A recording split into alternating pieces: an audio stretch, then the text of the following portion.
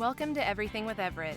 This is a talk show podcast hosted by Everett McConaughey. The purpose of this production is to share thoughts, voices, and information to further a discussion on who we are as individuals, communities, and a global society.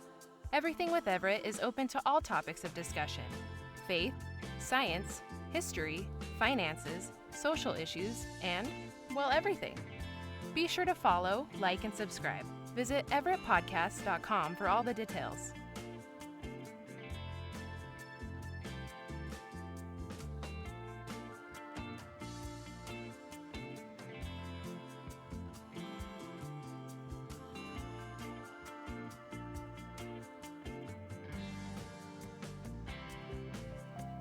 Greetings, I am back with you yet again.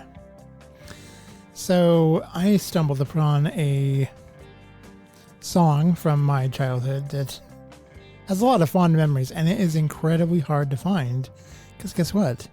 It only apparently exists on vinyl records that were given to schools and teachers and music teachers, and that's where I heard it, back in Bruno, Idaho. Little tiny podunk Bruno. So I guess I'll just jump into this. I want to do an episode today about the history of Halloween. Namely, I would like to talk about the religious history of it as well as the secular history of it. That is, how Halloween applies to our society today. Because like it or not, we are a secular society, even though some attempt to, be conservative Christians in that. So, before I get too far down this, I do want to, while I still have this on my mind, and I just mentioned it, this song that I remember hearing in my, would have been kindergarten, first grade, long time ago, music class, probably first grade, because the music class at that point was my former kindergarten class, because my kindergarten teacher left the school district and moved to Boise. And so I remember hearing this song, and do you remember those string of like Christmas lights? Later they had white ones, and I had a set of white ones. And this, if my mom's listening, this is exactly why I wanted those skeleton lights. So our music teacher had a string of green lights with these skeletons hanging on them, and they were green illuminated skeletons on the wall. And she turned off the lights, and it had all the Halloween decorations, and we were sitting on the floor and listening to this song. It's super like corny. I feel so like, what the hell? But I feel like other kids from my generation and potentially, others from other generations slightly before mine will relate to this. It's a song from 1969. It's apparently an adaptation from, I'm linking a website to it where you can hear it and read more about it. The website that I found this on, it's called Memorable Moments from Masterworks Studio of Decatur, Georgia. And the posting that it's on is called Musical Memories of Halloween, posted by Mary Williams, October 16th, 2008. In this post, she writes that, let's see here, running Halloween song set to a classical work, Danse, Danse, Macabre, Macabre, by Saint Saens, Saens. She links to another, I believe, copyrighted song that I don't really want to play, but if you play it, you'll recognize it. It's like that kind of like, remember that crazy commercial, the toddler riding the tricycle and he like speeding through the house? I think it's the same song. Anyway, this song that I will play for you now in its wonderful entirety, total length of 2 minutes, 46 seconds. So if you don't want to hear it, please skip forward, and then I will join you on the other side and we'll discuss the history, religious and secular history of Halloween, but in all of its beautiful 1969 record vinyl glory, a song called HALLOWEEN spells Halloween. And don't you forget it.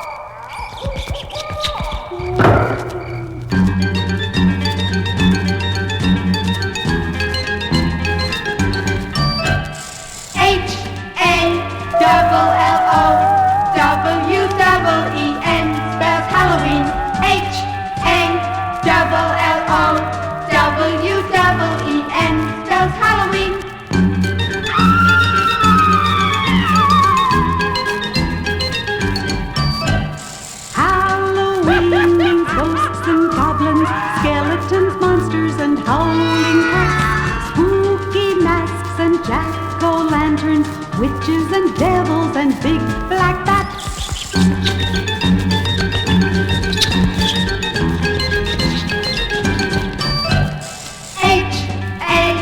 HALLOWEEN spells Halloween.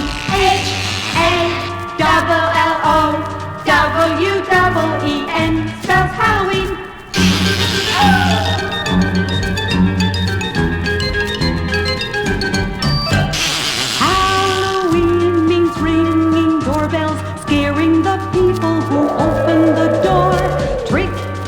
Get you candy and apples, then go to the next house and get some more.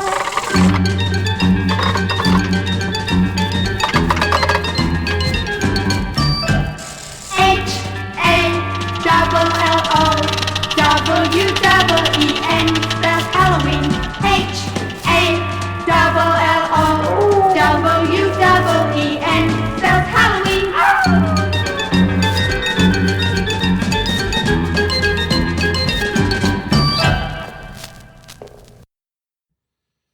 So a little corny kid song, but it's fun. And I don't remember, for some odd reason, the whole going to the front door, ringing the doorbell. I don't remember that part. I just remember the HAWLO song. I just butchered it. But how to spell Halloween. And for so long, I feel like I used that growing up, like HALLOWEEN spells Halloween. Those fun little limericks that we teach our kids to help them be a smarter and more self-sufficient adult. So moving right along, the point of this podcast is to discuss what is the religious and secular history of Halloween? How has the holiday evolved over time? Halloween is a holiday with rich history that intertwines both religious and secular traditions, evolving significantly over centuries. Its origins trace back to ancient Celtic festivals, its transformation during Christianization, and its modern form as a largely secular celebration. Ancient origins. Samhain, I'm sure I'm butchering that, Samhain. Halloween's roots lie in Samhain, a pre-Christian Celtic festival celebrated in Ireland, Scotland, and other parts of Europe around October 31st. Samhain, I swear I'm probably, let me know if you know how to say it, marked the end of the harvest season and the beginning of winter, which was often associated with death. The Celts believed that on the night of that word, the boundary between the living and the dead became blurred, allowing spirits to roam the earth. People lit bonfires to ward off malevolent. I've seen this word. I've heard this word before. Basically, evil spirits, and wore costumes or masks to blend in with their wandering ghosts. A precursor to today's Halloween costumes. Christian influence. All Saints' Day and All Souls' Day. When Christianity was spread throughout Europe, the church sought to Christianize pagan festivals. In the 8th century, Pope Gregory III moved the celebration of All Saints' Day to November 1st in an attempt to replace the aforementioned word with a Christian observance. This was followed by All Souls' Day on November 2nd, a day to honor the dead and pray for their souls. Together, these holidays formed All Hallowtide, all one word. And the evening before All Saints' Day became known as All Hallows' Eve, eventually shortened to Halloween. During these Christian festivals, some of the old Celtic customs remained, such as lighting of bonfires and dressing up in honor of the dead. In medieval Europe, people would go souling, a practice where the poor would visit homes offering prayers for the dead in exchange for food, like soul cakes, a tradition that has parallels to modern-day trick-or-treating. Halloween in ancient Americas. Halloween was brought to North America by the Irish and Scottish immigrants in the 19th century, particularly following the Irish potato famine in the 1840s. In the U.S., the celebration of Halloween began to take on a more secular form, especially in the 20th century. The focus shifted from religious rites to community gatherings, parties, and playful activities. By the 1920s and 30s, Halloween had evolved into a community-centered holiday, often involving parades and town-wide festivities. However, there were problems with vandalism and mischief, prompting the development of organized Halloween activities to divert children from destructive pranks. It was during this period that the traditional trick-or-treating became popular, providing a structured way for children to enjoy the holiday. Modern secular Halloween. Today, Halloween is largely a secular celebration, especially in the U.S., Canada, and parts of Europe. It is characterized by costumes. People dress up as ghosts, witches, superheroes, and popular cultural figures. The tradition of dressing up comes from the ancient Celtic practice of wearing costumes to ward off spirits. Trick-or-treating. Children go door to door collecting candy, echoing earlier practices of souling or guishing, which is disguising oneself and going house to house for offerings. Haunted houses and horror themes. Halloween has become associated with all things spooky, including haunted attractions, horror films, decorations featuring skeletons, witches, and other symbols of death and the supernatural. Cultural and commercial growth. Over the last century, Halloween has become increasingly commercialized. The holiday is now the second only to Christmas in terms of retail spending in the U.S.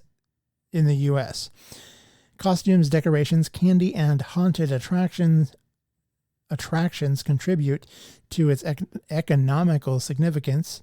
It has